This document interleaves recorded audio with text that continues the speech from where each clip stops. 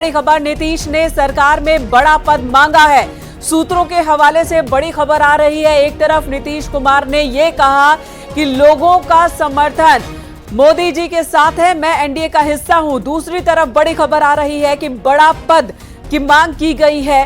सूत्रों के हवाले से बड़ी खबर इस वक्त आ रही है। नीतीश ने सरकार में बड़ा पद मांगा है। एनडीए की बैठक खत्म होने के बाद ये बड़ी खबर सूत्रों के हवाले से आ रही है। खबर यह है कि परिवहन मंत्रालय जैसा कोई बड़ा पद डिमांड की गई है नीतीश कुमार की ओर से। नीतीश ने सरकार में बड़ा पद मांगा है।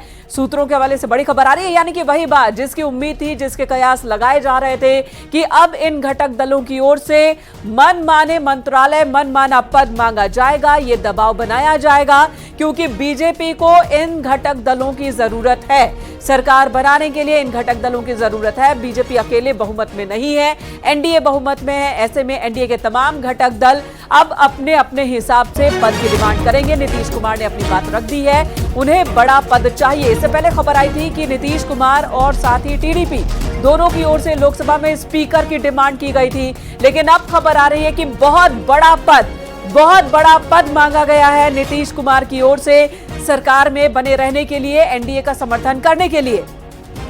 तो सूत्रों के हवाले से बड़ी खबर आ रही है कि सरकार में बहुत बड़े पद की डिमांड की गई है नीतीश कुमार की ओर से। यह खबर सूत्रों के हवाले से है। वो कौन सा पद है, कौन सा मंत्रालय है जिसकी डिमांड की गई है नीतीश कुमार की ओर से, यह अभी तक क्लियर नहीं है, लेकिन कयासों का दौर भी चल रहा है। पहले यह कहा जा रहा था, देखिए एनडीए संसदीय दल का नेता चुन लिया गया है, मोदी को चुन लिया गया। संसदीय दल का नेता मोदी को एनडीए ने अपना नेता चुन लिया है, यानी कि मोदी ही अब जाएंगे, वो सरकार बनाने का दावा पेश करेंगे, और जब उन्हें बुलाया जाएगा सरकार बनाने के लिए तो प्रधानमंत्री के तौर पर मोदी ही तीसरी बार शपथ लेंगे। तो एनडीए संसदीय दल का नेता चुन लिया गया है नरेंद्र मोदी को। बड़ी खबर इस वक्त आ रही है। आज एनडीए की मीटिंग हुई प्रधानमंत्री मोदी के आवास पर, उसके बाद ये खबरें आ रही है। बहुत ही तेजी के साथ डेवलपमेंट देखने को मिल रहा है।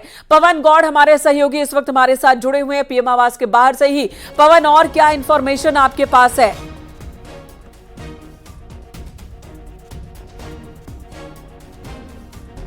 पवन, दोनों ही मसलों पर बताएं। एक तरफ कहा जा रहा है कि नीतीश कुमार बहुत बड़ा पद उन्होंने डिमांड रखी है, बहुत बड़े पद की डिमांड रखी है। आखिर वो कौन सा पद है, कौन सा मंत्रालय है जिसकी डिमांड रखी गई है? पहले एक खबर आ रही थी कि जेडीयू और टीडीपी दोनों की ही निगाहें लोकसभा स्पीकर पोस्ट पर है। टीडीपी इससे पहले जब एनडीए का हिस्सा थी और एनडीए की सरकार थी, तब टीडीपी की ओर से एक लोकसभा स्पीकर रह चुका है पहले इतिहास में। क्या इस बार भी कुछ ऐसा होगा? क्या बीजेपी लोकसभा स्पीकर पद अपने घटक दलों में से किसी एक को देने के लिए तैयार होगी? ये बड़ा सवाल है। हालांकि नीतीश कुमार की ओर से कौन सा बहुत बड़ा पद रखा गया है डिमांड के तौर पर, यह क्लियर नहीं। राष्ट्रपति ने 7 जून को शाम 5 बजे मिलने को बुलाया है। बड़ी खबर, राष्ट्रपति ने 7 जून को एनडीए नेताओं को शाम 5 बजे मिलने को बुलाया है, यानी कि उसी वक्त राष्ट्रपति की ओर से बात रखी जा सकती है और सरकार बनाने के लिए न्योता दिया जा सकता है। 7 जून को एनडीए नेताओं को राष्ट्रपति ने बुलाया है। शाम 5 बजे राष्ट्रपति भवन में यह मुलाकात होगी। राष्ट्रपति ने शाम 5 बजे बुलाया। इससे पहले शाम में ही माफ कीजिएगा, इससे पहले 7 जून को ही सुबह 11 बजे मीटिंग की बात हो रही थी, बीजेपी संसदीय दल की मीटिंग की बात हो रही थी। लेकिन इसी बीच तेजी से घटनाक्रम बढ़ता हुआ, बदलता हुआ दिख रहा है। 7 जून शाम 5 बजे अब राष्ट्रपति ने मिलने के लिए बुलाया है, तो राष्ट्रपति से मुलाकात होगी एनडीए नेताओं की 7 जून को शाम 5 बजे। और संसदीय दल के नेता के रूप में नरेंद्र मोदी को एक बार फिर चुन लिया गया है। इस तरह से मोदी सरकार 3.0 के गठन को लेकर आप कह सकते हैं कि यह कवायद शुरू हो चुकी है। पवन गौड़ हमारे सहयोगी इस वक्त हमारे साथ मौजूद हैं। पवन, 2-3 बड़े सवाल है। पहला तो यह कि नीतीश कुमार की ओर से कहा जा रहा है कि बहुत बड़ा पद मांग लिया गया है, वो कौन सा बड़ा पद है? कुछ सुगबगाहट, कुछ खबर आप तक पहुंची हो? दूसरा, नरेंद्र मोदी को एक बार फिर से घटक दल का नेता चुन लिया गया है। देखिए, अभी जो अब से थोड़ी देर पहले जो एनडीए घटक दलों की जो बैठक हुई थी, उसमें से 2-3 चीजें बहुत बड़ी निकलकर बाहर आ रही हैं। पहली बात तो ये कि सभी गठबंधन के दलों ने प्रधानमंत्री नरेंद्र मोदी के नाम से बीजेपी अध्यक्ष जेपी नड्डा को अपना समर्थन पत्र सौंप दिया है।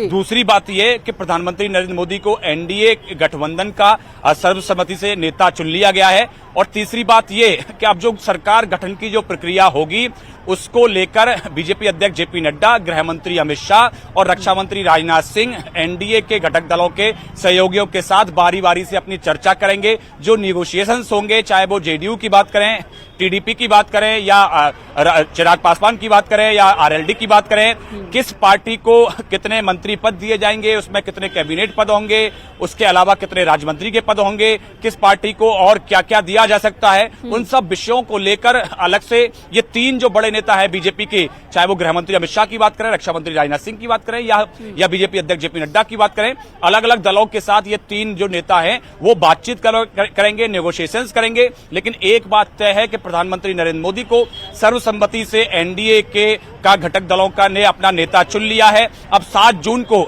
सुबह 11 बजे पहले बीजेपी संसदीय दल की बैठक होगी, उसमें प्रधानमंत्री नरेंद्र मोदी को सर्वसम्मति से अपना नेता चुना जाएगा। उसके बाद में तकरीबन दोपहर को 2 बजे के आसपास एनडीए के सभी सांसदों की संसदीय दल की बैठक होगी, उसमें एनडीए शासित राज्यों के सभी मुख्यमंत्री और उप मुख्यमंत्री भी शामिल होंगे। उसके बाद में एनडीए का सर्वसम्मति से उनको नेता चुना जाएगा और उस बैठक के बाद में सीधे तकरीबन 5 बजे से 7 बजे के बीच का टाइम दिया गया है तमाम नेताओं को। वो राष्ट्रपति भवन जाएंगे और राष्ट्रपति भवन जाकर वहां अपना जो सरकार बनाने का दावा है उसको पेश किया जाएगा। अपना जो समर्थन पत्र है वो राष्ट्रपति को सौंपा जाएगा। और 8 तारीख की जो तारीख निकल कर आ रही है तो प्रधानमंत्री नरेंद्र मोदी एक बार फिर से शपथ ग्रहण समारोह में शपथ लेंगे, फिर से तीसरी बार प्रधानमंत्री बनने की। तो ऐसे में अगर आज की बैठक की बात करें तो ये 3 बड़ी जो बातें हैं वो सामने निकल के आ रही हैं कि 3 बड़े नेताओं को जिम्मेदारी दी है गठबंधन के सहयोगियों से बातचीत करने के लिए, उनके साथ नेगोशिएशंस करने के लिए। प्रधानमंत्री को सर्वसम्मति से एनडीए का नेता चुन लिया गया है